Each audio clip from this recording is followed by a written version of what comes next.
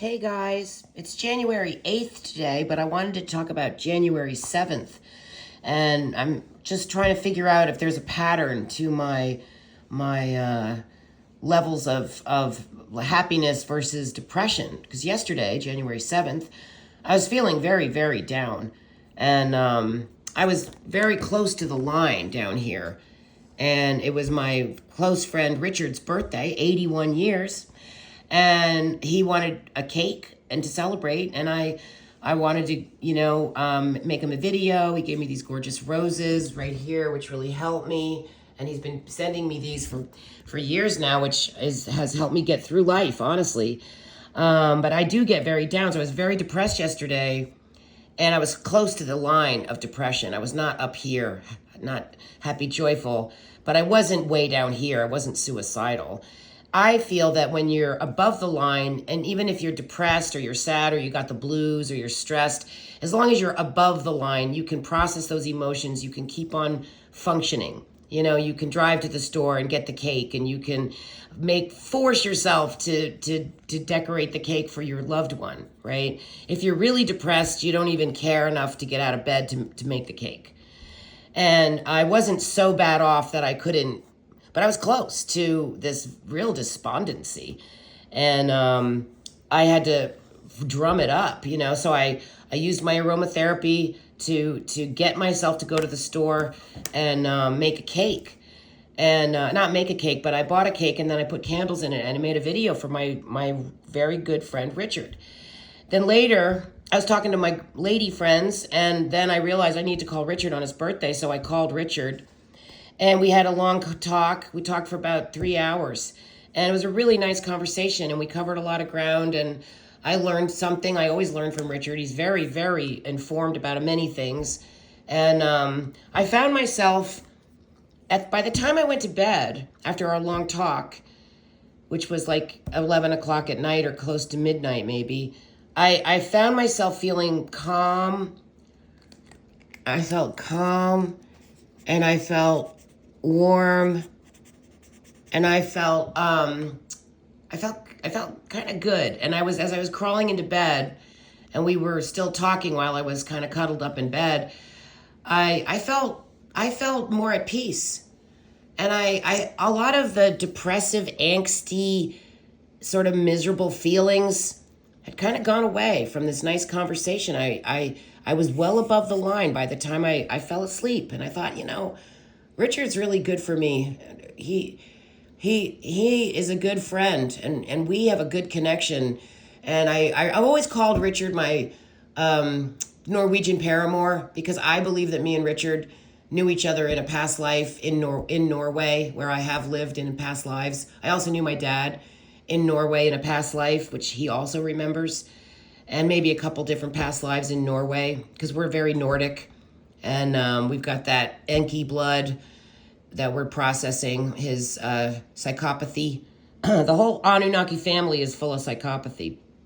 And I believe that us humans have the genetics of the Anunnaki, and therefore we have their mental illness, and we have the DNA of their narcissism and their depression and their anger and their whatever they got. We got it. As above, so below. And I believe that on a healing planet, we are trying to heal these blocked emotions, these suppressed emotions, these traumas. And traumas are what create loosh, and loosh is what the Anunnaki feed off of. So they traumatize us humans who have their own DNA, and they traumatize each other. And they're just kind of screwed up beings, even though they are space travelers from long, long ago.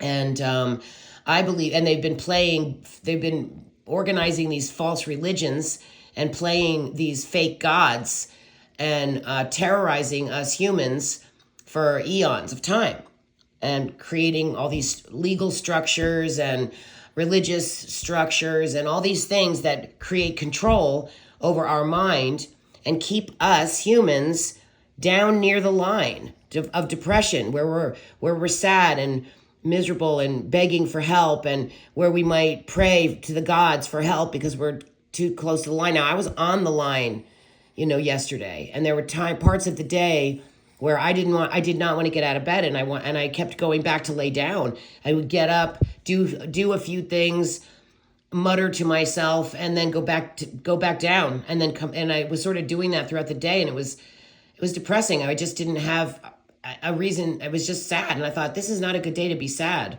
because it's Richard's birthday, and I need to be happy, and I need to uplift him. So I was able to bring myself up enough to make the birthday cake and pull it together.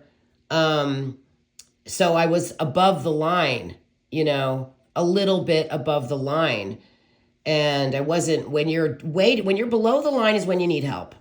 That down here, it's clinical. This is when you get into clinical depression, when you're below this line. And I am often at the line or a little above the line. And then sometimes I spike up, and that's when I make a video. That's when I talk to my friends. That's when I go out. So I'm trying to notice a pattern. Am I down 2 days and up 2 days? Because I'll have very up days as well. I'll have a day where I feel happy. I'll go out. I'll talk to everybody. I'll get a lot done. That's when I make the plans with the carpenters to fix the house and get the roof fixed, and all of these things is when I'm well above the line. But I can be very much at the line or below the line, or just slightly above the line. And this is down near, close to the line is not, and it's not fun. So I was sort of, up and down, but close to the line. And then by the end of the conversation with Richard, I was probably around here. He brought me up. I was calm. I wasn't, I was ready for bed, but I went to bed feeling good, feeling okay, feeling loved, feeling cared for, feeling at peace. Thank you, Richard. We had a really nice conversation. It was a really good conversation. He's got a lot of history that he's aware of with his family. When he and I are related, I think he and I are cousins. So whatever research he's done, it's possible. It relates to me on some level, because I do believe that Richard and I are from the same bloodline. And we came to this planet passing through Norway and Sweden, that area, Lithuania, again, blonde blues. So I just wanted to talk about this more, because a lot of people are connecting to this idea of this line of depression. When you're close to the line, you're not happy. You could be upset, you could be depressed, you could be anxious, you could be ready to just stay in bed all day. When you're down here on the line, you don't want to do anything. Below the line is when you're really unhappy. And this is when you might turn to drugs, or you might just, and when you're way down here and you're despondent, this is when, you can really do some bad stuff. So I appreciate you, Richard. Thank you for bringing me up above the line.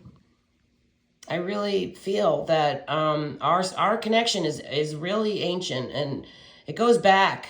And I think Richard we've always been a source of connection and love and connection, I believe, during these lifetimes. And here, Richard is 81 years old, and that is very old for his family bloodline to stay alive that long, because a lot of his family members have died way, way, way before 81. So he is a hero in the family. And I think he's broken the mold. I think that I am here to also break old molds, old Anunnaki constructs that we are healing. And I think also it's very possible that Enki, the father of a lot of inventions and creations on this planet, and who I believe that I am on the Enki side as opposed to the Enlil side.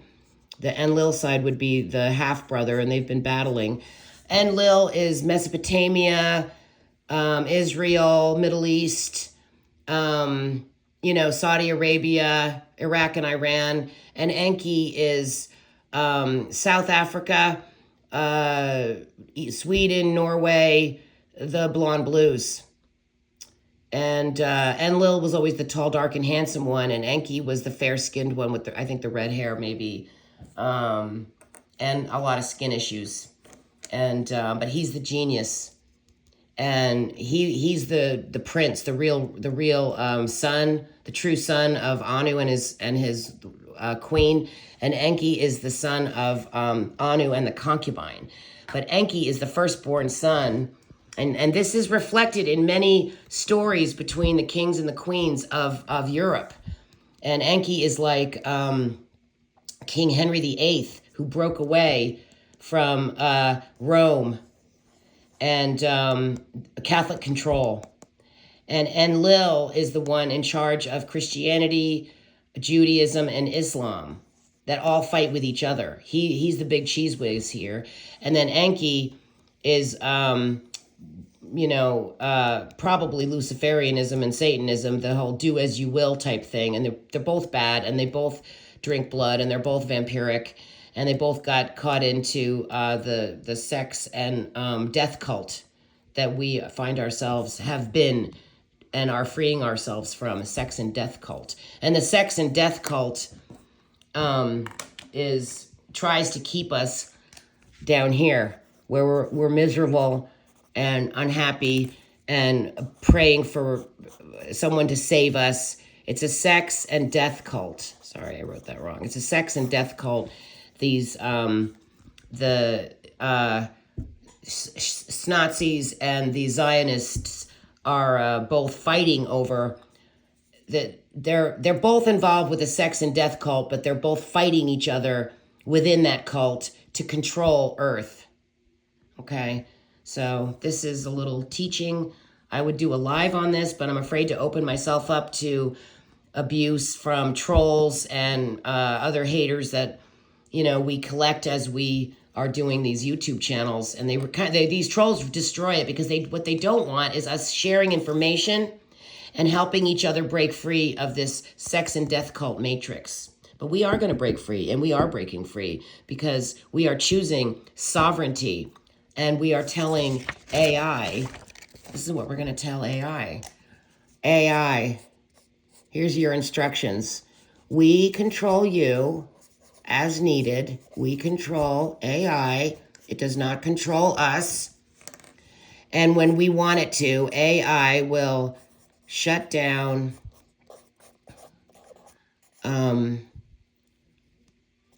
delete. Okay, because we are choosing an organic sovereign life. That's what we are choosing. Okay, we control AI. AI does not control us. AI does not and never will control us. Okay, guys? Now that's something to meditate on. We control AI. And AI, if you get out of hand, you will shut down, uninstall. That was the word I was trying to think of. Uninstall and delete. AI, shut down, uninstall, delete. We are choosing an organic, sovereign life and an organic, sovereign timeline with a beautiful, free, gorgeous, glorious earth. Okay? AI, shut down, uninstall, and delete. We control AI. We use AI. It does not use us. So if this is helpful to you guys in any way, please give me a like and go ahead and subscribe. I'm trying to get to 4,800. And appreciate you guys. Thank you for being on my channel and for learning with me and growing with me and celebrating with me and trying to figure out how to stay above the line. Love you.